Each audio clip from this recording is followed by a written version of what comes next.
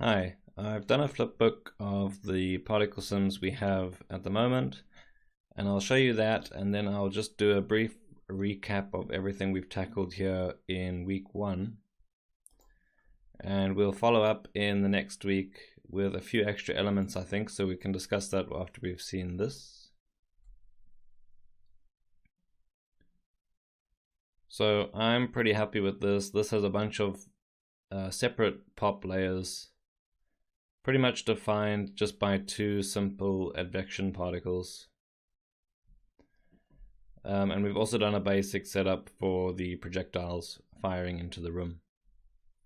So what we have is we have an impact point that is both determining the timing of the projectiles and the timing of all of the layers inside the shield. And it's completely procedural at this point, so we can randomize the scatter for the impacts or place our own impacts.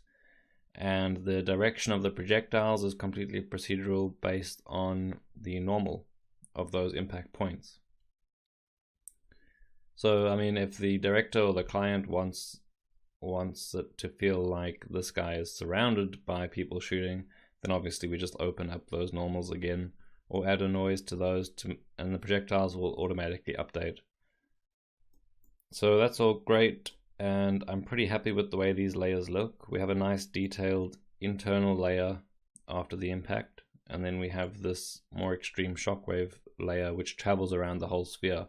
And I think that's really good because that minimizes the amount of extra work we need to do on the sphere itself. So we will be shading the sphere to get our reflection pass and probably adding some noise to that shader as well. But we have this extra element that can run around the whole sphere and pretty much determine or show the viewer the shape of the field that the character's making. Then on top of that, we made two extra layers. One of them is a bunch of particles that travel more into the sphere, and you can see those here quite strong. I think in the comp we'll probably just make that pretty subtle. The biggest challenge with this effect in the comp is going to be to take all of these elements and balance them against each other. So we can't just have every single one of these being the same intensity, because then it's extremely messy. So even this, the way it looks here in the viewport is a bit messy for me.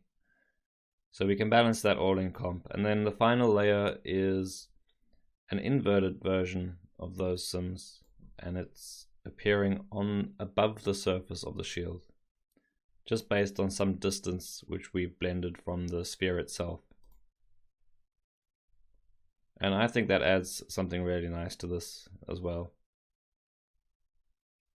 Kind of like a smoky element that feels like it wants to stay on top.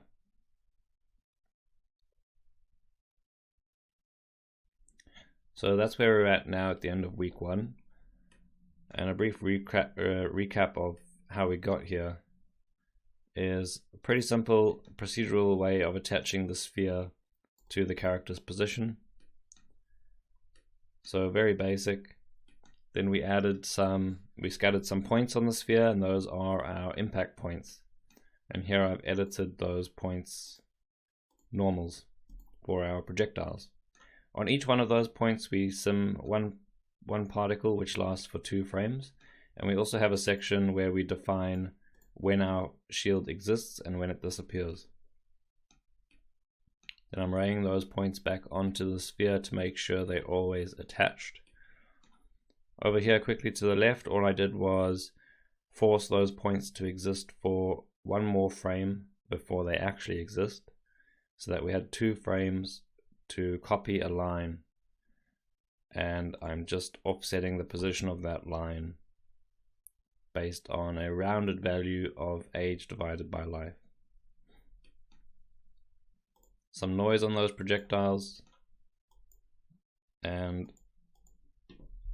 I think this should work fine. We'll take another look at these once we're doing the rendering.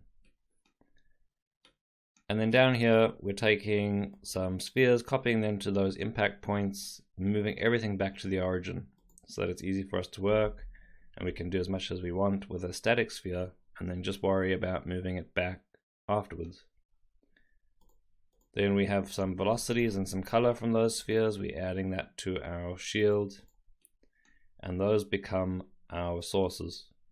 So we've got a simple volume sim here with a basic static collision object for the sphere. So that's sourcing volume into our sphere. Nothing fancy going on there in that sim. And then we're simply taking the same points, and I've put a noise on the color. And in here, I've got 3 basic advections with a group for each one, so I can split it out afterwards. And one of the advections is just a force. And then we have this magic wrangle, which is making sure all the points stay within the sphere based on our volume. And then it gets really fun outside here. We're taking these base sims and we're pushing these points around based on that same SDF and coming up with a bunch of extra layers. So we have an external layer, our internal layer, and our 2 base layers combined. And then moving it back to the animated position.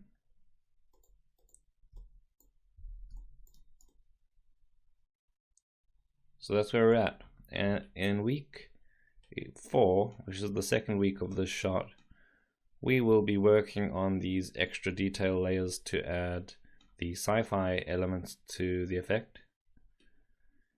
Probably, I mean, I like where this one is already. This is just basically testing connected JSON pieces.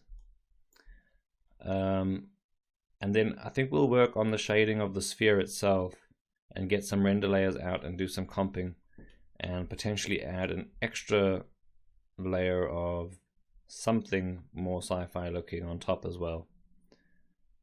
So with that said, please experiment with this whole section we've done here. There's so many ways you could go to change the look of this. So I'll catch up with you guys in week 4. Bye.